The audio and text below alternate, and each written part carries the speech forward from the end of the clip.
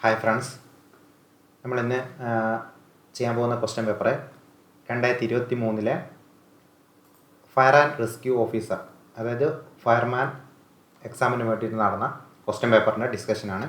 അപ്പോൾ ഇതൊരു ഡീപ്പായിട്ടുള്ള ഡിസ്കഷനാണ്. എങ്ങനെയാണെന്ന് വെച്ചാൽ ക്വസ്റ്റ്യനൊക്കെ ഏത് ഭാഗത്തു നിന്നാണ്, ഏതൊക്കെ സബ്ജക്റ്റിൽ നിന്ന് എത്രത്തോളം ചോദിച്ചിട്ടുണ്ട് എന്ന രീതിയിൽ കുറച്ച് ഡീപ്പായിട്ടായിരിക്കും. അതുമായിട്ട് ബന്ധപ്പെട്ട കണക്റ്റഡ് ആയിട്ടുള്ള എല്ലാ ഫാക്ട്സുകളും, മുമ്പ് ചോദിച്ചിട്ടുള്ള ഫാക്ട്സുകളൊക്കെ, ഇമ്പോർട്ടൻ്റ് ആയിട്ടുള്ള ഭാഗങ്ങളൊക്കെ എന്ത് ചെയ്യും, ഇതിൽ ഡിസ്കസ് ചെയ്യും. അപ്പോൾ ഇത് ഫസ്റ്റ് പാർട്ടാണ്. ഫസ്റ്റ് പാർട്ടിൽ 1 മുതൽ 10 വരെയുള്ള ക്വസ്റ്റ്യൻസ് ഡിസ്കസ് ചെയ്യുന്നു നമ്മൾ. കാരണം കുറച്ചധികം കാര്യങ്ങൾ ഡിസ്കസ് ചെയ്യാനുള്ളത് കൊണ്ടാണ് എന്ത് ചെയ്യുന്നത്, 1 മുതൽ 10 വരെ ക്വസ്റ്റ്യൻസ് മാത്രമായിട്ട് ഡിസ്കസ് ചെയ്യുന്നത്. കാരണം അല്ലെങ്കിൽ വലിയ ലെങ്തിയുള്ള ഒരു വീഡിയോ ആയി മാറിപ്പോകും. അപ്പോൾ നിങ്ങൾക്ക് വരുന്ന എക്സാമിന് എന്തായിരിക്കും ഉപകാരപ്പെടുക. കാരണം നിങ്ങൾക്കറിയാം, പ്രീവിയസ് ഇയർ ക്വസ്റ്റ്യൻസ് എപ്പോഴും അവർ റിപ്പീറ്റ് ചെയ്യുന്നൊരു ഭാഗം തന്നെയാണ്. PSC എടുത്ത് നോക്കുവാണെങ്കിൽ ഒത്തിരി ക്വസ്റ്റ്യൻസ് റിപ്പീറ്റ് ചെയ്ത് ചോദിക്കാറുണ്ട്. അതേപോലെ ഇപ്പോഴത്തെ PSCയുടെ ട്രെൻഡ് എങ്ങനെയാണ്, ക്വസ്റ്റ്യൻ ചോദിക്കുന്ന ട്രെൻഡ് എങ്ങനെയാണെന്നൊക്കെ മനസ്സിലാക്കാൻ ഈ ഒരു ക്വസ്റ്റ്യൻ പേപ്പർ അനാലിസിസ് കൊണ്ട് നടക്കും. നിങ്ങൾക്കത് മനസ്സിലാക്കാൻ പറ്റും. സോ എന്തായാലും ഇത് ഫസ്റ്റ് പാർട്ടാണ്. അപ്പോൾ ഇതിൽ 1 മുതൽ 10 വരെയുള്ള ക്വസ്റ്റ്യൻസ് എവിടെ നിന്നൊക്കെ എങ്ങനെയൊക്കെ ചോദിച്ചതെന്നൊക്കെ എന്ത് ചെയ്യാം, നമുക്കൊന്ന് അനലൈസ് ചെയ്തിട്ട് നോക്കാം. അപ്പോൾ ഒന്നാമത്തെ ക്വസ്റ്റ്യൻ, ഫസ്റ്റ് ക്വസ്റ്റ്യൻ എന്ന് പറയുന്നത് 1857 വിപ്ലവവുമായി ബന്ധപ്പെട്ട നേതാക്കന്മാരും അവർ വിപ്ലവം നയിച്ച സ്ഥലങ്ങളുമാണ് നൽകിയിരിക്കുന്നത്. ഇവയെ ശരിയായ രീതിയിൽ ക്രമീകരിക്കാനാണ് പറഞ്ഞിരിക്കുന്നത്. അപ്പോൾ വീഡിയോ ഒന്ന് പോസ്റ്റ് ചെയ്തിട്ട് നിങ്ങൾക്ക് ആൻസർ ചെയ്യാൻ പറ്റുന്നുണ്ടോ എന്ന് എന്ത് ചെയ്യുക, ഒന്ന് ട്രൈ ചെയ്ത് നോക്കട്ടോ. ഇതിന് ആൻസർ കറക്റ്റായിട്ട് കിട്ടുന്നുണ്ടോ എന്നുള്ളത് എന്ത് ചെയ്യുക, ഒന്ന് ട്രൈ ചെയ്ത് നോക്കാം. അപ്പോൾ ഇതിൻ്റെ ആൻസർ വരുന്നത് നാനാ സാഹിബ് കാൺപൂറിലാണ്. ഓക്കെ, നാനാ സാഹിബ് കാൺപൂർ. അതേപോലെ മൗലവി അഹമ്മദുള്ള ഫൈസാബാദാണ്. പിന്നെ മൂന്നാമത്തത് കൺവർ സിംഗ് വരുന്നത് ആരയിലാണ്. കൺവർ സിംഗ് ആര. നാലാമത് ബീഗം ഹസ്രത്ത് മഹൽ ലക്നൗ. ഇത് ഒത്തിരി പ്രാവശ്യം റിപ്പീറ്റ് ചെയ്തിട്ടുള്ള ഒരു ക്വസ്റ്റ്യനാണ്. ഈ ക്വസ്റ്റ്യൻ ഒത്തിരി പ്രാവശ്യം റിപ്പീറ്റ് ചെയ്തിട്ടുണ്ട്. റിപ്പീറ്റ് ചെയ്തെന്നുള്ള മാത്രമല്ല, ഇത് SCRTയിൽ ഓൾറെഡി SCRTയിൽ പറയുന്ന ഒരു ക്വസ്റ്റ്യൻ കൂടി, SCRTയിൽ വരുന്ന ഒരു ഭാഗം കൂടിയാണ്. എല്ലാ റാങ്ക് ഫയലിലും ഈ ഒരു ക്വസ്റ്റ്യൻസ് വരാറുണ്ട്. അതായത് എന്താണ് ഭാഗം, മോഡേൺ ഇന്ത്യൻ ഹിസ്റ്ററി, അതായത് ആധുനിക ഇന്ത്യയിലെ 1857 വിപ്ലവം മുതലാണ് നമുക്ക് മെയിനായിട്ട് പഠിക്കാനുള്ളത്. ആ 1857 വിപ്ലവവുമായി ബന്ധപ്പെട്ട നേതാക്കന്മാരും അവർ ഏത് സ്ഥലത്താണ് ആ നേതാക്കന്മാർ ആ വിപ്ലവം നയിച്ചത് എന്നുള്ള ക്വസ്റ്റ്യൻസ് സ്ഥിരമായിട്ട് ചോദിക്കാറുണ്ട്. അപ്പോൾ ഈ 4 എങ്ങനെയായാലും എന്ത് ചെയ്യണം, നിങ്ങൾ പഠിച്ചു നോക്കണം. അപ്പോൾ ഇതൊക്കെ പഠിക്കാൻ നമുക്ക് മെയിനായിട്ട് മുമ്പ് ഒരു കോഡ് ഏകദേശം നമ്മൾ ഓർത്ത് വെക്കാറുണ്ട്. ഇതൊക്കെ പഠിക്കാൻ. ഒന്ന് നാനാ സാഹിബ്, നയനം എന്നുള്ളത് എന്തിനാണ്, കാണാൻ വേണ്ടിയിട്ടാണ്. അപ്പോൾ കാൺപൂർ അത് നമുക്ക് കിട്ടും. പിന്നെ മൗലവി അഹമ്മദുള്ള, അപ്പോൾ ഫായിസ് മൗലവി എന്നൊക്കെ ഒരു ഇസ്ലാമിക് ടച്ചുള്ള പേരല്ലേ. അപ്പോൾ അതെങ്ങനെയാണ് പഠിക്കാറുള്ളത്. അതുപോലെ കൺവർ സിംഗ് ആര. ഓക്കെ, കണ്ടിട്ടില്ലെങ്കിൽ നമ്മുടെ ആരാന്ന് ചോദിക്കില്ലേ, അങ്ങനെ ഒരു ഓർത്ത് വെച്ചാൽ മതി. കൺവർ സിംഗ് കണ്ടിട്ടില്ലെങ്കിൽ ആരാ എന്ന് ചോദിക്കുന്ന പോലെ. അതേപോലെ ബീഗം ഹസ്രത്ത് മഹൽ എന്താണ്, ലക്നൗ. ബീഗം ഹസ്രത്ത് മഹൽ ലക്നൗവിലാണ് ഈ വിപ്ലവം നയിച്ചത്. ഇത് കൂടാതെ തന്നെ നമുക്ക് കുറച്ച് ആളുകളെ കൂടി പഠിക്കാനുണ്ട്. അപ്പോൾ അതാണ് നമ്മൾ എന്ത് ചെയ്യുന്നത്, അടുത്തതിൽ ഈ ഒരു സെഷനിൽ പഠിക്കാൻ പോകുന്നത്. ഓക്കെ, അപ്പോൾ അതിൽ ഇത് കൂടാതെയാണ് പറയുന്നത്. അപ്പോൾ 4 ഓൾറെഡി നമ്മൾ പറഞ്ഞു. 4 ആളുകളും നേതാക്കന്മാരും അവരുടെ സ്ഥലം നമ്മൾ ഓൾറെഡി പഠിച്ചു. ഇനി 5ാമത് ഇതിൽ പഠിക്കാനുള്ളതാണ് ഝാൻസി. നിങ്ങൾക്ക് കുറേ കൂടി പെട്ടെന്ന് കിട്ടും. കാരണം എന്താ, ഝാൻസി നമുക്ക് അറിയാവുന്ന ഒരു പേര് ഝാൻസി റാണിയാണ്. അപ്പോൾ ഝാൻസിയിൽ വിപ്ലവം നയിച്ചതാണ് റാണി ലക്ഷ്മിബായി, അല്ലെങ്കിൽ ഝാൻസി റാണിയാണ് ഝാൻസിയിൽ വിപ്ലവം നയിച്ചത്. അത് നമുക്ക് ഓൾറെഡി ഒരു കിട്ടുന്ന ഒരു ഭാഗം തന്നെയാണ്. ഝാൻസിയിൽ മാത്രമല്ല കേട്ടോ, ഗ്വാളിയാറിലും കൂടി ആരാണ്, ഝാൻസി പ്ലസ് ഗ്വാളിയാറിലും കൂടി ആരാണ് വിപ്ലവം നയിച്ചത്, ഈ റാണി ലക്ഷ്മിബായി അല്ലെങ്കിൽ ഝാൻസി റാണി എന്നറിയപ്പെടുന്ന ആ വിപ്ലവകാരിയാണ് വിപ്ലവം നയിച്ചത്. ഇനി ഇത് കൂടാതെ നമുക്ക് അടുത്തത് ഡൽഹി ചോദിക്കാറുണ്ട്. ഡൽഹിയിൽ വിപ്ലവം നയിച്ച 2 പേരെ നിങ്ങൾ ഓർത്ത് വെക്കണം. ഒന്ന് ജനറൽ ഭക്ത് ഖാൻ കേട്ടോ. ജനറൽ ഭക്ത് ഖാനും അത് നിങ്ങൾക്ക് ഏകദേശം അറിയാം. നമ്മുടെ ജനറൽമാരൊക്കെ എവിടെയാണ് ഉണ്ടാവുക, ഡൽഹിയിലല്ലേ ഉണ്ടാകുന്നത്. പട്ടാള ജനറൽമാരൊക്കെ ഡൽഹിയിലല്ലേ ഉണ്ടാകുന്നത്. ഡൽഹി നമ്മുടെ ക്യാപിറ്റൽ ആയതുകൊണ്ട് ആ രീതിയിൽ എന്ത് ചെയ്താൽ മതി, ഒന്ന് ഓർത്ത് വെച്ചാൽ മതി. അപ്പം ജനറൽ ഭക്ത് ഖാൻ എന്ന് തന്നെയാണ് തരുക. 2ാമത് ഞാൻ പറഞ്ഞു, ഒരാൾ കൂടിയുണ്ട്. ഡൽഹിയിൽ 2 പേരെ ഓർത്ത് വെക്കണം. ജനറൽ ഭക്ത് ഖാൻ മാത്രമല്ല, ബഹദൂർ ഷാ രണ്ടാമനും കൂടി എന്ത് ചെയ്യണം, ഓർത്ത് വെക്കണം. ബഹദൂർ ഷാ സെക്കൻഡ് അല്ലെങ്കിൽ ബഹദൂർ ഷാ രണ്ടാമനും ഡൽഹിയിൽ വിപ്ലവം നയിച്ചത് ഇവർ 2 പേരുമാണ്. ഇനി ബീഗം ഹസ്രത്ത് മഹലിൻ്റെ കേസ് പറഞ്ഞപ്പോൾ, ബീഗം ഹസ്രത്ത് മഹൽ ഇത് മാത്രമല്ല ചോദിക്കാറുള്ളത്. ബീഗം ഹസ്രത്ത് മഹൽ ലക്നൗ നമ്മൾ ഓൾറെഡി പറഞ്ഞു അല്ലേ. ലക്നൗവിൽ വിപ്ലവം നയിച്ചത് ലക്നൗ മാത്രമല്ല ബീഗം ഹസ്രത്ത് മഹൽ വിപ്ലവം നയിച്ചത്. ലക്നൗ കൂടാതെ ആഗ്ര ചോദിച്ചാലും ഔധ് ചോദിച്ചാലും ആര് തന്നെയാണ്? ഈ ബീഗം ഹസ്രത്ത് മഹൽ തന്നെയാണ്. ആഗ്ര ചോദിച്ചാലും ഔധ് ചോദിച്ചാലും ആര് തന്നെയാണ്? ബീഗം ഹസ്രത്ത് മഹൽ തന്നെയാണ് ആൻസർ ആയിട്ട് വരിക. ഇനി അടുത്തത് ബറൗത്ത് പർഗാന. അതും ഇടയ്ക്ക് മുമ്പ് ചോദിച്ചിട്ടുണ്ട്. ബറൗത്ത് പർഗാന എന്നുള്ള സ്ഥലം എവിടെയാണ്? ബറൗത്ത് പർഗാന. ബറൗത്ത് പർഗാനയിൽ വിപ്ലവം നയിച്ചത് ഷാ മാൾ. ഓക്കെ, ഷാ മാലാണ് ബറൗത്ത് പർഗാനയിൽ വിപ്ലവം നയിച്ചത്. ഷാ മാളാണ് ബറൗത്ത് പർഗാനയിൽ എന്തായിരിക്കും വിപ്ലവം നയിച്ചത്. ഇനി അടുത്തത് ബീഹാറിൽ ആരാണ്? കൺവർ സിംഗ്. കൺവർ സിംഗിൽ നമ്മൾ ഇവിടെ ഓൾറെഡി പറഞ്ഞു. കൺവർ സിംഗ് എന്താണ്? ഫൈസാബാദ്. കൺവർ സിംഗ് പറഞ്ഞത് ആരയിലാണ്. കൺവർ സിംഗ് ആരയിലാണ് പറഞ്ഞത്. അപ്പോൾ അത് മാത്രം പഠിച്ചാൽ പോരാ, നിങ്ങൾ എന്തുകൂടി പഠിക്കണം? ബീഹാറിലെ സ്ഥലമാണ് ആര. അപ്പോൾ ബീഹാറിൽ ആരാണ്? ഈ കൺവർ സിംഗ് ആണെന്നുള്ളത് എന്ത് ചെയ്യണം? അതും കൂടി ഒന്ന് ഓർത്ത് നോക്കണം. അപ്പോൾ അതാണ് മെയിനായിട്ട് ഇതിൽ നമുക്ക് പഠിക്കാനുള്ള ആളുകൾ. മെയിനായിട്ട് 1857 വിപ്ലവത്തിൽ പഠിക്കാനുള്ള ആളുകൾ മെയിൻ ഇവരൊക്കെയാണ്. ഇതിൽ നാനാ സാഹിബില്ല. നാനാ സാഹിബ് നിങ്ങളൊന്ന് ഓർത്ത് നോക്കണം. 1857 ബുദ്ധി കേന്ദ്രം, 1857 വിപ്ലവത്തിൻ്റെ ബുദ്ധി കേന്ദ്രം എന്നറിയപ്പെടുന്നത് ഈ നാനാ സാഹിബാണ്. ഓപ്ഷൻ എയിലുള്ള നാനാ സാഹിബാണ് 1857 വിപ്ലവത്തിൻ്റെ ബുദ്ധി കേന്ദ്രം എന്ന് അറിയപ്പെടുന്നത്. അതേപോലെ തന്നെ മുമ്പൊരു ക്വസ്റ്റ്യൻ ചോദിച്ചിട്ടുണ്ട്. ഗറില്ല യുദ്ധമുറ പ്രയോഗിച്ചത്. അത് ആളുടെ പേര് നമുക്ക് ഈ ഓപ്ഷനിലില്ല. ഗറില്ല യുദ്ധമുറകൾ പ്രയോഗിച്ചത് താന്തിയ തോപ്പിയാണ്. ഓക്കെ, താന്തിയ തോപ്പിയാണ് ബ്രിട്ടീഷുകാർക്കെതിരെ ഗറില്ല യുദ്ധ രീതി പ്രയോഗിച്ച വിപ്ലവകാരി ആരാണെന്ന് ചോദിച്ചാൽ ആരാണ്? ഈ താന്തിയ തോപ്പിയാണ് വരുന്നത്. ഓക്കെ, താന്തിയ തോപ്പി കൂടി എന്ത് ചെയ്യണം? ഒന്ന് ഓർത്തോക്കണം. ഈ റാണി ലക്ഷ്മിബായിയുടെ പൂർണ്ണ പേരെന്താണ്? ശരിക്കുള്ള യഥാർത്ഥ നാമം എന്താണ്? റാണി ലക്ഷ്മിബായിയുടെ യഥാർത്ഥ നാമം നടന്നത് മണികർണിക എന്നാണ് കേട്ടോ. മണികർണിക അത് ഓർത്തോക്കണേ. മണികർണിക എന്നുള്ളതാണ് റാണി ലക്ഷ്മിബായിയുടെ യഥാർത്ഥ പേര്. അതേപോലെ തന്നെ നാനാ സാഹിബിൻ്റെ പേര് ദോണ്ടു പന്ത്. നാനാ സാഹിബ് ആദ്യത്തെ ആളാണ്. നാനാ സാഹിബ് നോക്കി, ആദ്യത്തെ ആളായിട്ടുള്ള നാനാ സാഹിബിൻ്റെ പേര്, യഥാർത്ഥ പേര് നടന്നത് ദോണ്ടു പന്ത് എന്നാണ്. അപ്പോൾ ആ കാര്യങ്ങൾ കൂടി എന്ത് ചെയ്യുക? 1857 വിപ്ലവം ഇമ്പോർട്ടൻ്റ് ആയിട്ടുള്ള ഒരു സെക്ഷനാണ് 1857 വിപ്ലവം. നമുക്ക് SCRT-യിലുണ്ട്, അതേപോലെ റാങ്ക് ഫയലിലും കോമൺ ആയിട്ട് ഇതിൽ ചോദിക്കുന്ന ക്വസ്റ്റ്യൻസ് എന്തൊക്കെയാണെന്ന് വെച്ചാലില്ല. ഒന്ന് ഈ വിപ്ലവം നയിച്ച ആളുകളും, ഏത് സ്ഥലത്താണ് ആളുകൾ, ഏതൊക്കെ സ്ഥലത്താണ് വിപ്ലവം നയിച്ചത്. പിന്നെ വിപ്ലവത്തിന് ശേഷം ഉണ്ടായിട്ടുള്ള വിളംബരം, അതിനെപ്പറ്റിയൊക്കെ ചോദിക്കാറുണ്ട്. വിപ്ലവം ഉണ്ടാവാനുള്ള കാരണങ്ങൾ, വിപ്ലവം നടക്കാനുണ്ടായ കാരണങ്ങൾ. ഇനി വിപ്ലവത്തിലെ രക്തസാക്ഷി എന്നുള്ള രീതിയിൽ വൺ വേർഡ് ആയിട്ട്, വിപ്ലവം പൊട്ടിപ്പുറപ്പെട്ട സ്ഥലം എന്ന രീതിയിൽ വൺ വേർഡ് ആയിട്ട് എന്ത് ചെയ്യാറുണ്ട്? ആ ടൈപ്പ് ക്വസ്റ്റ്യൻസും ഇതിൽ ചോദിക്കാറുണ്ട്. അപ്പോൾ 1857 വിപ്ലവം വെരി ഇമ്പോർട്ടൻ്റ് ആയിട്ടുള്ള ഭാഗമാണ്. അതിൽ സെലക്റ്റീവായിട്ട് പഠിച്ചാൽ മതി. റാങ്ക് ഫയലിലെ ഫുള്ളായിട്ടൊന്നും പഠിക്കേണ്ട. കാരണം ഫുള്ളായിട്ട് പഠിക്കുകയാണെങ്കിൽ ഒത്തിരി ഉണ്ടാവും, കുറേ വേണ്ടാത്ത ഫാക്ടറുകൾ നമുക്ക് റാങ്ക് ഫയലിലൊക്കെ കാണാം. അപ്പോൾ നിങ്ങൾ ആദ്യം പഠിക്കേണ്ട ശരിക്കും SCRT എടുക്കുക. SCRT എനിക്ക് തോന്നുന്നു 7ാം ക്ലാസ്സിലാണെന്ന് തോന്നുന്നു. 7ാം ക്ലാസ്സിലെ ഒരു ചാപ്റ്റർ വരുന്നുണ്ട് 1857 വിപ്ലവമായിട്ട് ബന്ധപ്പെട്ട ചാപ്റ്റർ, സോഷ്യൽ സയൻസിൽ 7ആണെന്നാണ് എൻ്റെ ഒരു ഓർമ്മ. അപ്പോൾ ആ ചാപ്റ്ററാണ് വൃത്തിക്ക് എന്ത് ചെയ്യേണ്ടത്? ഒന്ന് വൃത്തിക്ക് നോക്കേണ്ടത്. ആ വൃത്തിക്ക് നോക്കിയാൽ അതിൽ കുറേ ഇതുമായിട്ട് ബന്ധപ്പെട്ട കാര്യങ്ങളൊക്കെ എന്ത് ചെയ്യുന്നുണ്ട്? പറയുന്നുണ്ട്. വിപ്ലവം തുടങ്ങാനുള്ള കാരണങ്ങളും അങ്ങനെയൊക്കെയുള്ള കാര്യങ്ങൾ പറയുന്നുണ്ട്. എന്തായാലും നമുക്ക് രണ്ടാമത്തെ ക്വസ്റ്റ്യനിലേക്ക് പോകാം. രണ്ടാമത്തെ ക്വസ്റ്റ്യൻ എന്താണ്? താഴെ പറയുന്ന പ്രസ്താവനകളിൽ ശരിയല്ലാത്തവ ഏതെല്ലാം? ഓക്കെ, അപ്പോൾ നമുക്ക് ഓരോന്നായിട്ട് വായിച്ചേക്കാം. ഒന്ന്, ഗാന്ധിജി ഇന്ത്യയിൽ ആരംഭിച്ച ആദ്യ സത്യാഗ്രഹം ഏതായിരുന്നു? അത് തെറ്റായിട്ടുള്ള ഒരു പ്രസ്താവനയാണ്. ഏതാ ശരി എന്നുള്ളത് ഞാൻ പറഞ്ഞുതരാം. രണ്ടാമത്തേതോ, 1922 ചൗരി ചൗര സംഭവത്തെ തുടർന്ന് ഗാന്ധിജി എന്ത് ചെയ്തു? നിസ്സഹകരണ പ്രസ്ഥാനം നിർത്തിവെച്ചു. അത് ശരിയായിട്ടുള്ള ഫാക്റ്റാണ്. മൂന്നാമത്തത്, ഗാന്ധിജി ഇന്ത്യയെ പ്രതിനിധീകരിച്ച് 3 വട്ടമേശ സംഘങ്ങളിൽ പങ്കെടുത്തു. അത് തെറ്റായിട്ടുള്ള ഒരു പ്രസ്താവനയാണ്. ഇനി അടുത്ത നാലാമത്തെ, ഇന്ത്യൻ നാഷണൽ കോൺഗ്രസിൻ്റെ 1920 സമ്മേളനം നടന്നത് നാഗ്പൂരിലാണ്. അത് കറക്റ്റായിട്ടുള്ള ഫാക്റ്റാണ്. അപ്പോൾ ഇതിൽ തെറ്റായിട്ടുള്ളത് 1, 3 ഇതിലെ തെറ്റായിട്ടുള്ള ഫാക്റ്റുകളായിട്ട് വരുന്നത്. അപ്പോൾ ഈ ടോപ്പിക് വരുന്നത് ഇതും മോഡേൺ ഇന്ത്യൻ ഹിസ്റ്ററിയാണ്. ആധുനിക ഇന്ത്യ ചരിത്രമായിട്ട് ബന്ധപ്പെട്ട ടോപ്പിക്കിൽ വരുന്ന ക്വസ്റ്റ്യൻ ആണ്. അപ്പോൾ ഇതിൽ ഗാന്ധിയൻ എറ അല്ലെങ്കിൽ ഗാന്ധിജിയുമായിട്ട് ബന്ധപ്പെട്ട കുറേ കാര്യങ്ങൾ നമുക്ക് പഠിക്കാനുണ്ട്. പ്രത്യേകിച്ചും ഗാന്ധിജിയുമായിട്ട് ബന്ധപ്പെട്ട ഗാന്ധിജി നയിച്ച വിപ്ലവങ്ങൾ, സത്യാഗ്രഹങ്ങൾ, അതൊക്കെ ആയിട്ട് ബന്ധപ്പെട്ട കാര്യങ്ങൾ എന്ത് ചെയ്യാനുണ്ട്? നമുക്ക് പഠിക്കാനുണ്ട്. അപ്പോൾ ആ സെഷനാണ് ഇതിൽ വരുന്നത്. ഇതും SCRT-യിൽ വൃത്തിക്ക് നല്ല അടിപൊളിയായിട്ട് എന്ത് ചെയ്യുന്നുണ്ട്? SCRT-യിൽ പറഞ്ഞ ഒരു ടോപ്പിക്കാണ്. എന്തായാലും ഇതുമായിട്ട് ബന്ധപ്പെട്ട മെയിനായിട്ടുള്ള കണക്റ്റഡ് ആയിട്ടുള്ള ഫാക്ട്സുകളൊക്കെ എന്ത് ചെയ്യാം? നമുക്കൊന്ന് ഡിസ്കസ് ചെയ്യാം. അതിൽ ഏറ്റവും ആദ്യം നോക്കേണ്ടത് 1917 ചമ്പാരൻ സത്യാഗ്രഹമാണ്. ഓക്കെ, അതാണ് നമ്മൾ സ്റ്റാർട്ട് ചെയ്യുന്നത്.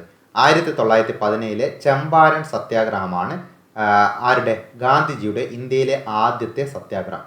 ഓക്കെ, ഇന്ത്യയിലെ ആദ്യ സത്യാഗ്രഹം നടന്നത് ഗാന്ധിജിയുടെ ഏത് സത്യാഗ്രഹമാണ്?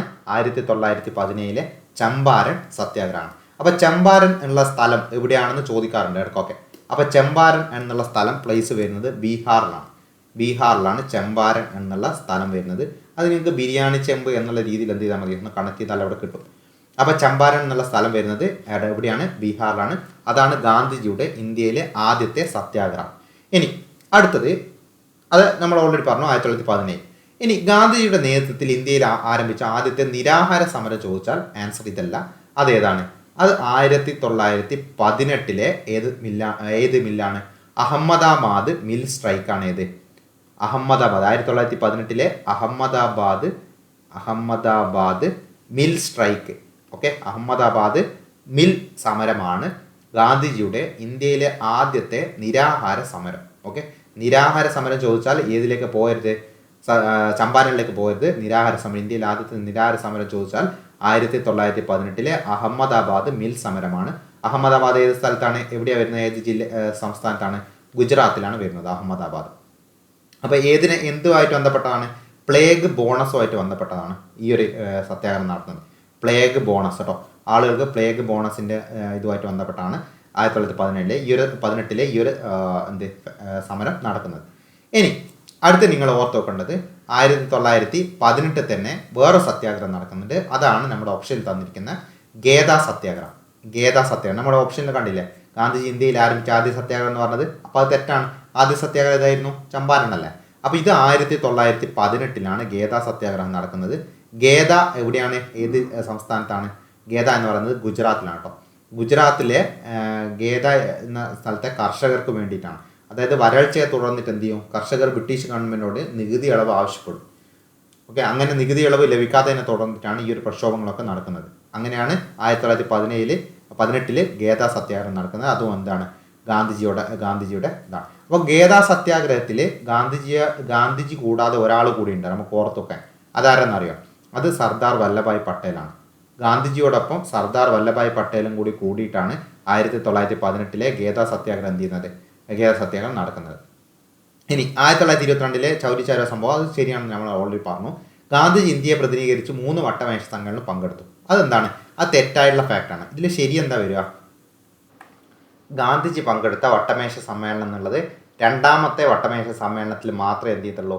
ഗാന്ധിജി പങ്കെടുക്കുന്നുള്ളൂ. അപ്പോൾ രണ്ടാമത്തെ വട്ടമേശ സമ്മേളനം അത് നടക്കുന്നത് എപ്പോഴാണ്? 1931 രണ്ടാമത്തെ വട്ടമേശ സമ്മേളനം നടക്കുന്നത്. അങ്ങനെ 1931 രണ്ടാം വട്ടമേശ സമ്മേളനത്തിൽ മാത്രമാണ് ഗാന്ധിജി പങ്കെടുക്കുന്നത്. ഓക്കെ, 1ലും 3ലും എന്ത് ചെയ്യുന്നില്ല? ഗാന്ധിജി പങ്കെടുക്കുന്നില്ല. അപ്പോൾ രണ്ടാം വട്ടമേശ സമ്മേളനത്തിൽ ഗാന്ധിജി പങ്കെടുക്കാൻ ഇടയാക്കിയ ഉടമ്പടി ഏതാണെന്ന് ഞാൻ ചോദിച്ചിട്ടുണ്ടെങ്കിൽ അതേതാണ്? ഗാന്ധി ഇർവിൻ ഉടമ്പടിയാണ്. ഗാന്ധി ഇർവിൻ ഉടമ്പടി പ്രകാരമാണ് എന്ത് ചെയ്യുന്നത്? ഗാന്ധിജി ആ ഒരു വട്ടമേശ സമ്മേളനത്തിൽ എന്ത് ചെയ്യുന്നത്? പങ്കെടുക്കുന്നത്. ഓക്കെ, അപ്പോൾ 3 വട്ടമേശ സമ്മേളനങ്ങളെയും ഇയറുകളൊന്ന് ഓർത്ത് നോക്കണേ.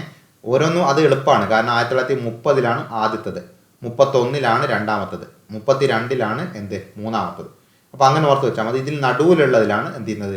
ഗാന്ധിജി പങ്കെടുക്കുന്നത്. അതായത് രണ്ടാമത്തെ വട്ടമേശ സമ്മേളനത്തിലാണ് ഗാന്ധിജി എന്ത് ചെയ്യുന്നത്? പങ്കെടുക്കുന്നത്. ഓക്കെ, 4ാമത്തെ ക്വസ്റ്റ്യൻ നോക്കി നിങ്ങൾ.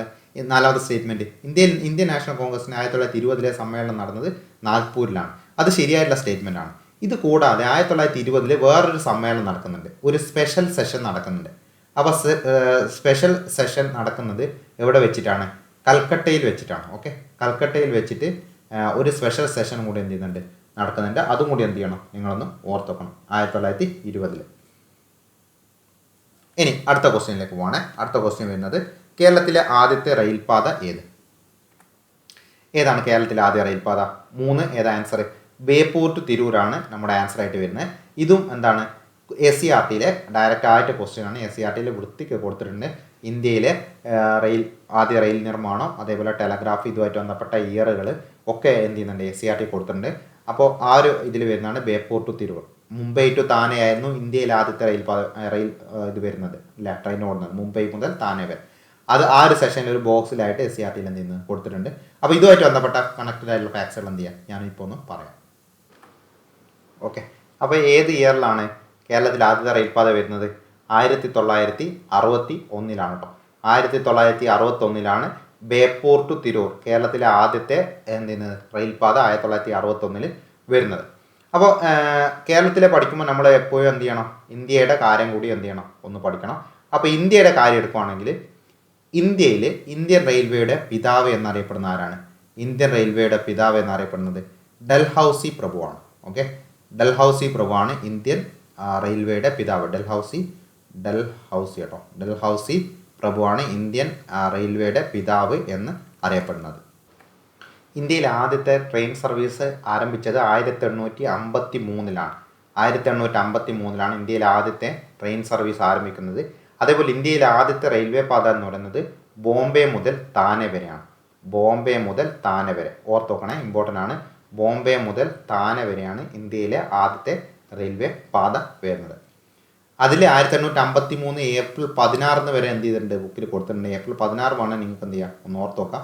1853 ഏപ്രിൽ 16 എന്ത് ചെയ്യുന്നത്, ഇന്ത്യയിൽ ആദ്യത്തെ ട്രെയിൻ സർവീസ് ആരംഭിക്കുന്നത്. ഇനി അതിലൊന്ന് ഓർത്ത് നോക്കേണ്ടത്, ഇന്ത്യയിൽ ആദ്യത്തെ മൗണ്ടൻ റെയിൽവേ എങ്ങാനോ അത് ചോദിച്ചിട്ടുണ്ടെങ്കിൽ ഇന്ത്യയിൽ ആദ്യത്തെ മൗണ്ടൻ റെയിൽവേ എന്ന് പറയുന്നത് എന്താണ്? ഡാർജിലിംഗ് ഹിമാലയാണ്.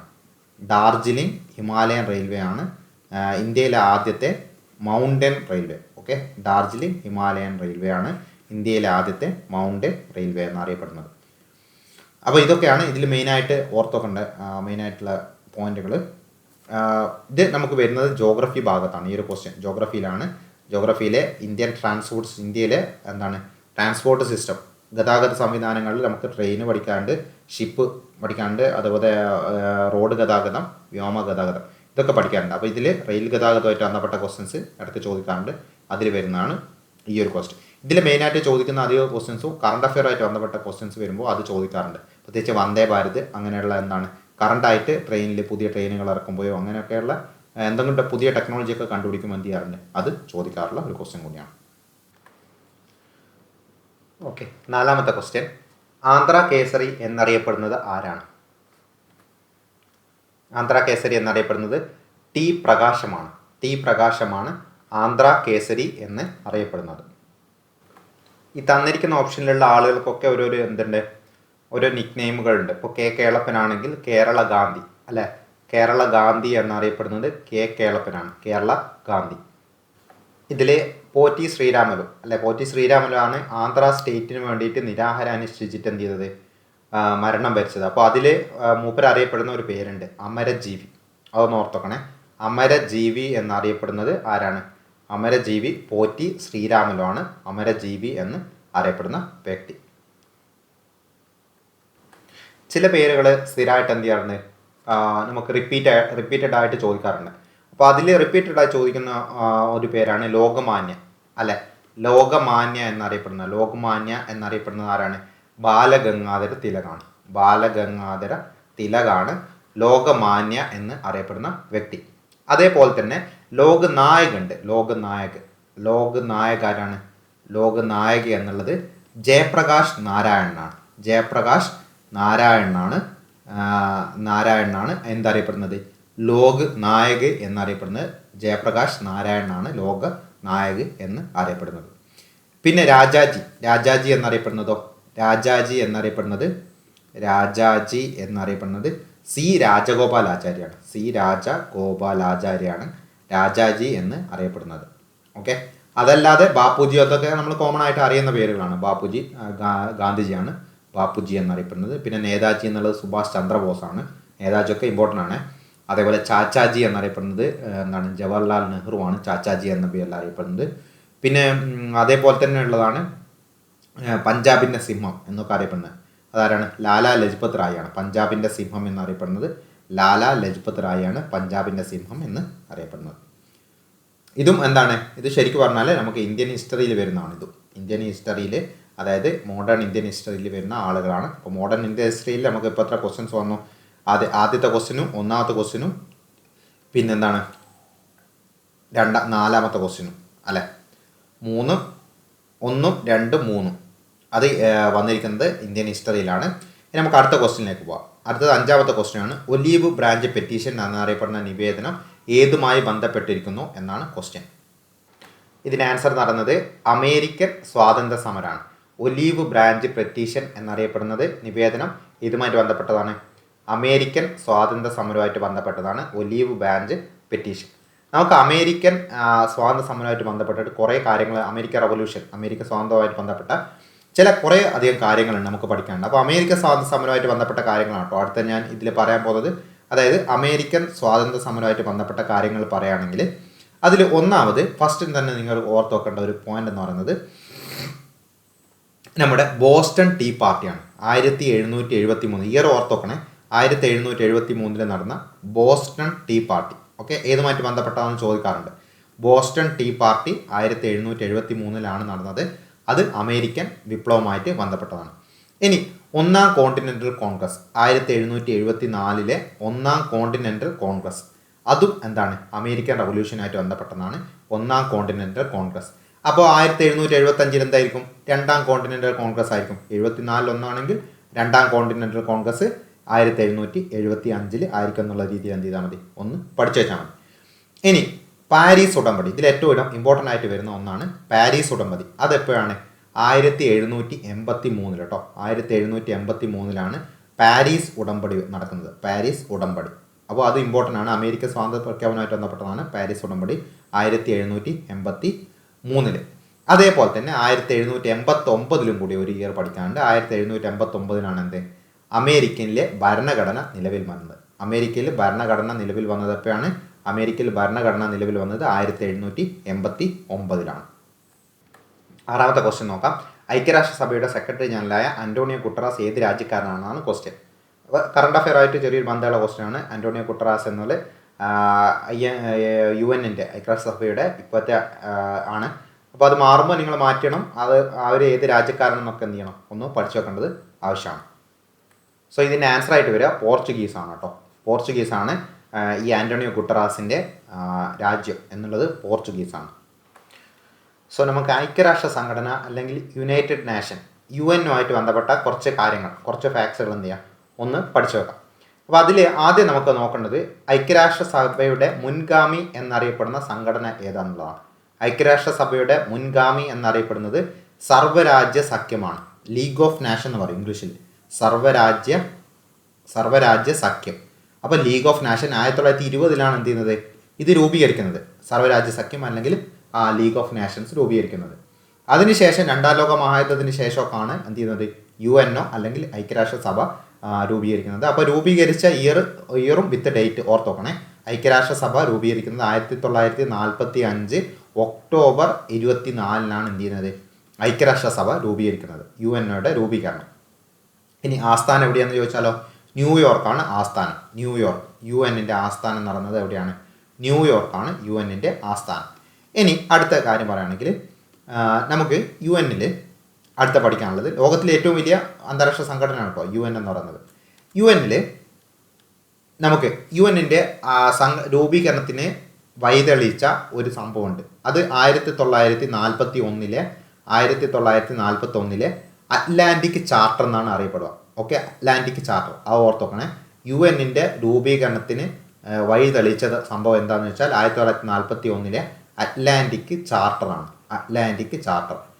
ഇനി അടുത്ത കാര്യം പറയുന്നത് ഒക്ടോബർ 24 പറഞ്ഞേ ഐക്യരാഷ്ട്ര ദിനമാണ്. ഒക്ടോബർ 24 1945 ഒക്ടോബർ 24 രൂപീകരിച്ചത്. അതുകൊണ്ട് തന്നെ എന്താണ് ഒക്ടോബർ 24 ഐക്യരാഷ്ട്ര ദിനമായിട്ടാണ് എന്ത് ചെയ്യുന്നത്, ആചരിക്കുന്നത്. ഇനി അടുത്തത് UN-ൻ്റെ ഭരണഘടന അറിയപ്പെടുന്ന പേര്. UN-ൻ്റെ ഭരണഘടന അറിയപ്പെടുന്ന പേരാണെന്ത്, UN charter. Okay, UN charter എന്നറിയപ്പെടുന്നത് എന്താണ്, UN-ൻ്റെ ഭരണഘടനയാണ് UN ചാർട്ടർ എന്ന് അറിയപ്പെടുന്നത്. അപ്പോൾ UN-ൻ്റെ ലക്ഷ്യങ്ങളൊക്കെ പറഞ്ഞിരിക്കുന്നത് ഈ ചാർട്ടറിലെ ഒന്നാമത്തെ ആർട്ടിക്കിളാണ് കേട്ടോ. ഒന്നാമത്തെ ആർട്ടിക്കിളിലാണ് UN-ൻ്റെ ചാർട്ടറിൽ UN-ൻ്റെ ലക്ഷ്യങ്ങളെ പറ്റിയൊക്കെ ഇതിൽ പറഞ്ഞിരിക്കുന്നത്. കോമൺ ആയിട്ട് UN-ആയിട്ട് ബന്ധപ്പെട്ട ഒരു ക്വസ്റ്റ്യൻ എന്ന് പറയുന്നത് യുണൈറ്റഡ് നാഷൻസിലെ ഔദ്യോഗിക ഭാഷകളുടെ എണ്ണമാണ്. ഇപ്പോൾ ഔദ്യോഗിക ഭാഷകൾ 6 എണ്ണാണുള്ളത്. അത് നിങ്ങൾ ഓർത്ത് വെക്കണം ഏതൊക്കെയാണുള്ളത്. അപ്പോൾ അത് ഓർത്ത് വെക്കാൻ ഒരു ട്രിക്ക് ഉണ്ടെന്നാണ്, ഫ്രസ്ക എന്ന് പഠിച്ചു വെച്ചാൽ മതി. ഫ്രസ്ക എന്നാണ് ഈ 6 എണ്ണം ഇതിൽ വരുന്നുണ്ടല്ലോ.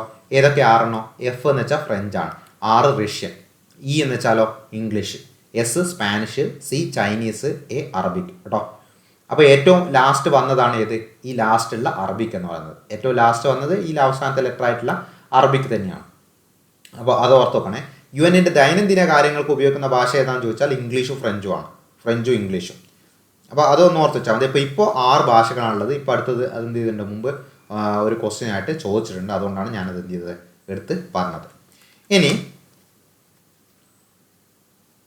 നമുക്ക് ഇന്ത്യക്കാരായിട്ടുള്ള ഒരാളെ ഓർത്തോക്കാണ്ട്, ഇന്ത്യക്കാരായിട്ടുള്ള വിജയലക്ഷ്മി പണ്ഡിറ്റ്.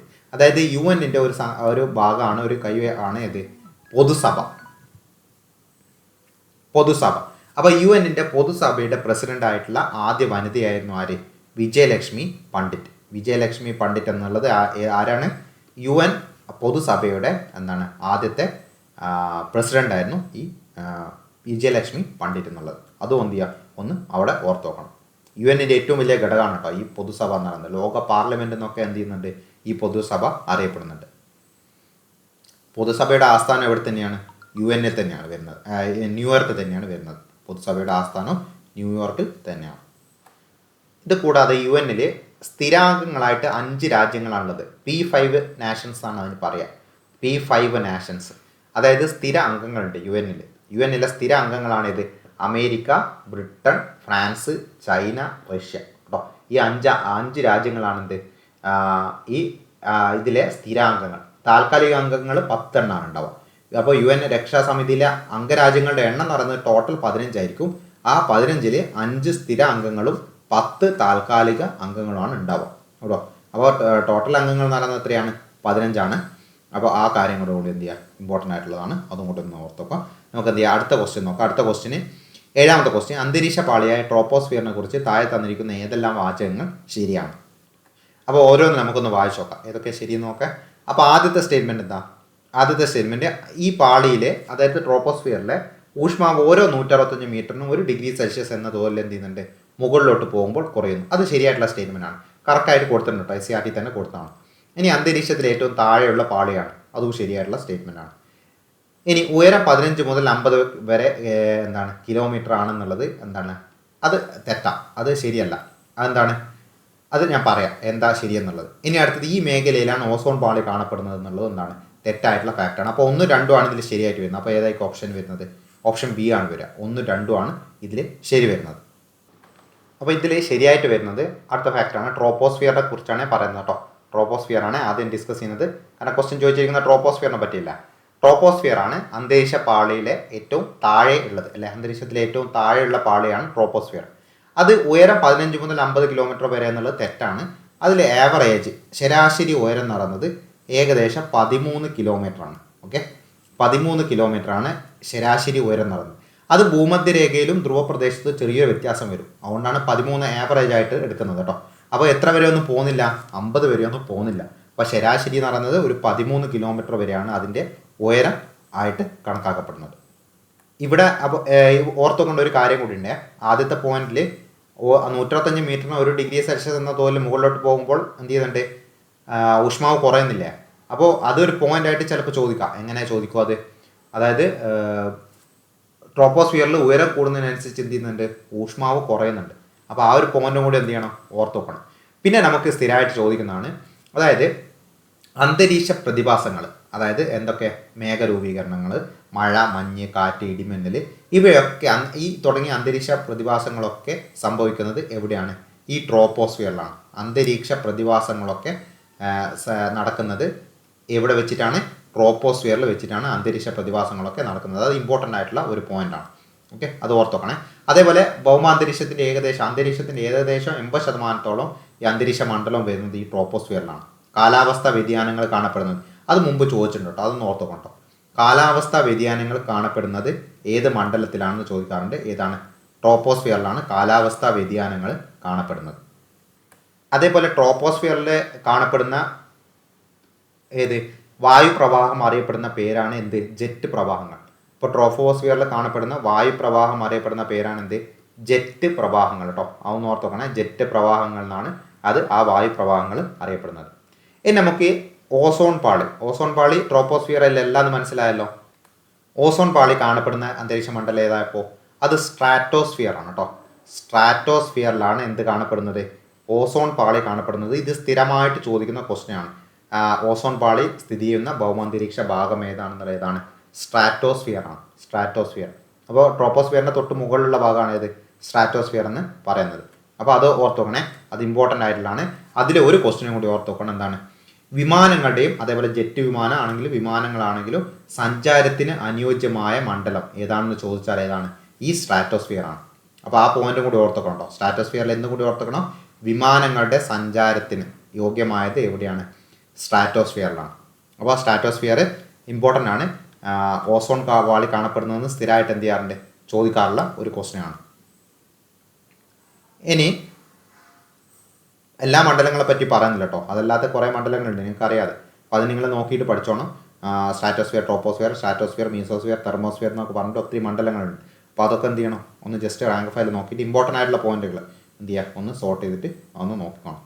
ഇനി അടുത്ത ക്വസ്റ്റ്യനിലേക്ക് പോകാം നമ്മൾ. അടുത്ത ക്വസ്റ്റ്യൻ 8ാമത്തെ ക്വസ്റ്റ്യൻ ആണ്. താഴെ തന്നിരിക്കുന്നതിൽ നിന്നും പാരമ്പര്യേതര ഊർജ്ജ സ്രോതസ്സുകൾ തിരഞ്ഞെടുക്കുക എന്നുള്ളതാണ്. ഈ ക്വസ്റ്റ്യൻ എന്തായിട്ടുണ്ട്? അത് ക്വസ്റ്റ്യൻ ഡിലീഷന് പോയി കേട്ടോ. ക്വസ്റ്റ്യൻ ഡിലീഷന് പോയിട്ടുണ്ട് ഈ ക്വസ്റ്റ്യൻ. എന്തായാലും ഇത് നമുക്ക് പഠിക്കാനുള്ള ഒരു ഭാഗം കൂടിയാണ്. അതുകൊണ്ട് ഞാൻ പാരമ്പര്യേതര ഊർജ്ജ സ്രോതസ്സുകളെ പറ്റി എന്ത് ചെയ്യുക? ഒന്ന് പറയാം. ഓക്കെ, പാരമ്പര്യേതര ഊർജ്ജ സ്രോതസ് ആ ക്വസ്റ്റ്യൻ നിങ്ങൾ നോക്കണ്ട. പാരമ്പര്യേതര ഊർജ്ജ ഉറവിടങ്ങൾ സ്രോതസ്സുകളാണ് ഏതൊക്കെ? സൗരോർജ്ജം. സൗരോർജ്ജം കേട്ടോ, ഓർത്ത് നോക്കണേ. സൗരോർജ്ജം എന്താണ്? പാരമ്പര്യേതര ഊർജ്ജ സ്രോതസ്സാണ്. പിന്നെ കാറ്റിൽ നിന്നും അതേപോലെ തിരമാല, ഇതൊക്കെ എന്താണ്? കാറ്റിൽ നിന്നുള്ള എനർജി, അതേപോലെ തിരമാലയിൽ നിന്നുള്ള എനർജി. പിന്നെ എന്താണ്? കാറ്റിൽ നിന്ന്, തിരമാലയിൽ നിന്ന് ബയോഗ്യാസ്, ഇതൊക്കെ എന്താണ്? പാരമ്പര്യേതര ഊർജ്ജ സ്രോതസ്സുകളിൽ പെടുന്നതാണ്. നമുക്ക് SCERTയിൽ നല്ല വൃത്തിക്ക് എന്ത് ചെയ്യുന്നുണ്ട്? കൊടുക്കുന്നുണ്ട്. 6ാം ക്ലാസ്സിൽ 7ാം ക്ലാസ്സിലൊക്കെ ടെക്സ്റ്റ് ബുക്കുകളിൽ ഈ ഒരു ഭാഗം വരുന്നുണ്ട്. പാരമ്പര്യേതരവും അതേപോലെ പാരമ്പര്യ ഊർജ്ജ സ്രോതസ്. പാരമ്പര്യം എന്ന് പറയുമ്പോൾ എന്താണ്? നമ്മൾ പരമ്പരാഗതമായിട്ട് ഉപയോഗിച്ച് വരുന്നതാണ്. ഇപ്പോൾ വിറക് അല്ലെങ്കിൽ ഡീസൽ, ഇതൊക്കെ എന്താണ്? പാരമ്പര്യ ഊർജ്ജ സ്രോതസ്സാണ്. അപ്പോൾ ഇത് പാരമ്പര്യേതരാണ്. പാരമ്പര്യേതരം എന്ന് പറയുമ്പോൾ അതിൽ വരുന്ന മെയിനായിട്ടുള്ളതാണ് സൗരോർജ്ജം, കാറ്റിൽ നിന്നുള്ളത്, തിരമാലയിൽ നിന്നുള്ള ബയോഗ്യാസ്, ഇതൊക്കെ എന്താണ്? പാരമ്പര്യേതര ഊർജ്ജ സ്രോതസ്സുകളിൽ പെടുന്നതാണ്. നമുക്ക് 9ാമത്തെ ക്വസ്റ്റ്യൻ നോക്കാം. 9, കൊല്ലം മുതൽ കോട്ടപ്പുറം വരെ നീണ്ടു കിടക്കുന്ന കേരളത്തിലെ പ്രധാന ജലപാത ഏത് എന്നാണ് ക്വസ്റ്റ്യൻ. അതേതാണ്? നാഷണൽ വാട്ടർവേ 3 ആണ്. നാഷണൽ വാട്ടർവേ 3 ആണ്. കൊല്ലം മുതൽ കോട്ടപ്പുറം അല്ല, അതൊക്കെ മാറിയിട്ടുണ്ട് കേട്ടോ. ഇപ്പം അതെന്താണ്? ഇപ്പോൾ കൊല്ലം കോഴിക്കോടുമായിട്ട് ബന്ധപ്പെട്ടിരിക്കുന്നതാണ്. കൊല്ലം മുതൽ കോഴിക്കോട് വരെ എന്ത് ചെയ്യുന്നുണ്ട്? ബന്ധിപ്പിക്കുന്നുണ്ട്. ഏത്? ഈ ഒരു നാഷണൽ വാട്ടർവേ 3 എന്നുള്ളത്. അപ്പോൾ നോർമലി നമുക്ക് ഇടയ്ക്കൊക്കെ ചോദിക്കുന്ന ക്വസ്റ്റ്യൻ ആണിത്. ദേശീയ ജലപാതകളിൽ നിങ്ങൾ ഏതൊക്കെ പഠിച്ചു നോക്കണം? നാഷണൽ വാട്ടർവേ 1 മുതൽ പഠിച്ചു നോക്കണം. 1 മുതൽ 5 വരെയെങ്കിലും നിർബന്ധമായിട്ട് പഠിച്ചു കേട്ടോ. 1 മുതൽ 3 വരെ ഇപ്പോൾ സ്ഥിരമായിട്ട് റിപ്പീറ്റ് ആയിട്ട് ചോദിക്കുന്നതാണ്. നാഷണൽ വാട്ടർവേ 1 എന്ന് പറയുന്നത് എവിടെയാണ്? ദേശീയ ജലപാത 1 അതൊക്കെ തമ്മിലാണ് ബന്ധിപ്പിക്കുന്നത്. അലഹബാദ് ഹാൽഡിയ. ഓക്കെ, അലഹബാദ് ഹാൽഡിയ ഓർത്തോക്കണേ. അലഹബാദ് അതേപോലെ ഹാൽഡിയ ഇത് തമ്മിൽ ബന്ധിപ്പിക്കുന്നതാണ് നാഷണൽ വാട്ടർവേ 1. അത് ഏതിലാണ് വരുന്നത്? ഗംഗയിലാണ്. ഗംഗ റിവറിലാണ് നാഷണൽ വാട്ടർവേ 1 വരുന്നത്. ഇനി നാഷണൽ വാട്ടർവേ 2 ആണെങ്കിലോ? നാഷണൽ വാട്ടർവേ 2 ഏതൊക്കെ തമ്മിലാണ് ബന്ധിപ്പിക്കുന്നത്? നാഷണൽ വാട്ടർവേ 2 ബന്ധിപ്പിക്കുന്നത് ബ്രഹ്മപുത്ര നദിയിലാണ് വരുന്നത്. അത് ബന്ധിപ്പിക്കുന്നത് ഏതൊക്കെ തമ്മിലാണ്? Sadiya to Dhubri. Second north വെച്ചാൽ മതി. അപ്പോൾ സാദിയയും ധുബ്രിയും കിട്ടുമല്ലോ. 2 എന്ന് പറഞ്ഞാൽ സെക്കൻഡ് അല്ല. അപ്പോൾ സാദിയ അതേപോലെ സാദിയ ടു ധുബ്രി ഇത് തമ്മിൽ കണക്ട് ചെയ്യുന്നതാണ് നാഷണൽ വാട്ടർവേ 2. അപ്പോൾ അത് ഏതിലാണ് വരുന്നത്? ബ്രഹ്മപുത്രയിലാണ്. അപ്പോൾ നാഷണൽ വാട്ടർവേ B എന്ന് തുടങ്ങുന്നത് അല്ല, 2 എന്ന് പറയുമ്പോൾ B അല്ലേ, AB. അപ്പോൾ ബ്രഹ്മപുത്ര എന്നുള്ളത് എന്ത് ചെയ്താൽ മതി? ആ രീതിയിൽ അതും ഒന്ന് എന്ത് ചെയ്താൽ മതി? ഒന്ന് കണക്ട് ചെയ്ത് ഓർത്ത് വെച്ചാൽ മതി. ഇനി നാഷണൽ വാട്ടർവേ 3 നമ്മൾ ഓൾറെഡി പറഞ്ഞു. എവിടെയാണ് നാഷണൽ വാട്ടർവേ 3? കേരളത്തിലാണ് വരുന്നത്. കൊല്ലം മുതൽ കോഴിക്കോട് വരെ അല്ലെങ്കിൽ കോട്ടപ്പുറം വരെ എന്നുള്ളത് സ്ഥിരമായിട്ട് മുമ്പ് ചോദിച്ചുകൊണ്ട് അങ്ങനെ തന്നെ എടുത്ത് ചോദിച്ചാണ്. തമ്മിൽ ബന്ധിപ്പിക്കുന്നതാണ് നാഷണൽ വാട്ടർവേ 3. ഇനി നാഷണൽ വാട്ടർവേ 4 ചോദിച്ചാലോ? 4 ഒന്ന് ഓർത്ത് വെക്കണ്ടേ? നാഷണൽ വാട്ടർവേ 4ഉം നാഷണൽ വാട്ടർവേ 5ഉം എന്ത് ചെയ്യണം? നിങ്ങളൊന്ന് ഓർത്ത് വെക്കണം. ഇതിൽ നാഷണൽ വാട്ടർവേ 4 എന്ന് പറയുന്നത് ഏതൊക്കെ തമ്മിൽ ബന്ധിപ്പിക്കുന്നതാ? നാഷണൽ വാട്ടർവേ 4 കാക്കിനട മുതൽ പുതുച്ചേരി വരെയാണ് എത്തുന്നത് കേട്ടോ. കാക്കിനട മുതൽ പുതുച്ചേരി, കാക്കിനട ടു പുതുച്ചേരിയാണ് ഏത്? ബന്ധിപ്പിക്കുന്നതാണ് നാഷണൽ വാട്ടർവേ 4. നാഷണൽ വാട്ടർവേ 5ഓ? താൽച്ചർ ധാമ്ര. നാഷണൽ വാട്ടർവേ 5 ഏതൊക്കെ തമ്മിൽ ബന്ധിപ്പിക്കുന്നത്? താൽച്ചർ ധാമ്ര. ഓക്കെ, താൽച്ചർ ധാമ്രയെ ബന്ധിപ്പിക്കുന്നതാണ് നാഷണൽ വാട്ടർവേ 5. ഓക്കെ, ഇനി അടുത്ത ക്വസ്റ്റ്യനിലേക്ക് പോവാണ്. അടുത്ത ക്വസ്റ്റ്യൻ, മൺസൂൺ വനങ്ങൾ എന്നറിയപ്പെടുന്ന ഇന്ത്യയിലെ ഏറ്റവും വ്യാപകമായി കാണപ്പെടുന്ന വനങ്ങൾ ഏതാണെന്നാണ് ക്വസ്റ്റ്യൻ. അതിൽ ആൻസർ വരുന്ന ഏതാ? ഉഷ്ണമേഖല ഇലപൊഴിയും വനങ്ങളാണ്. ഉഷ്ണമേഖല ഇലപൊഴിയ വനങ്ങളാണ് മൺസൂൺ വനങ്ങൾ എന്ന് അറിയപ്പെടുന്നത്. ഓക്കെ, അത് നിങ്ങൾക്ക് എന്താ ഇന്ത്യയുടെ ആ ഒരു പൊസിഷൻ തന്നെ ഉഷ്ണമേഖലാ പ്രദേശത്ത് വരുന്നതല്ല. ഇന്ത്യയുടെ ഭൂമധ്യരേഖ കഴിഞ്ഞ് തൊട്ട് മുകളിലുള്ള ട്രോപ്പിക് ഓഫ് ക്യാൻസർ ഉത്തരായന രേഖ കടന്നു പോകുന്നുണ്ടല്ലോ ഇന്ത്യയിൽ കൂടി. ഓക്കെ, അതൊന്ന് ഓർത്തോക്കണം. ഉഷ്ണമേഖല ഇലപൊഴിയ വനങ്ങളാണ് മൺസൂൺ വനങ്ങളെന്ന് അറിയപ്പെടുന്നത്. ഓക്കെ, ഇനി 11 മുതൽ 20 വരെയുള്ള ക്വസ്റ്റ്യൻസ് എന്ത് ചെയ്യാം, നമുക്ക് അടുത്തൊരു സെഷനിൽ പാർട്ട് 2-ലാക്കിയിട്ട് ഡിസ്കസ് ചെയ്യാം. ഓക്കെ, അപ്പോൾ ഇത് നിർത്തുവാണ്. Okay, by.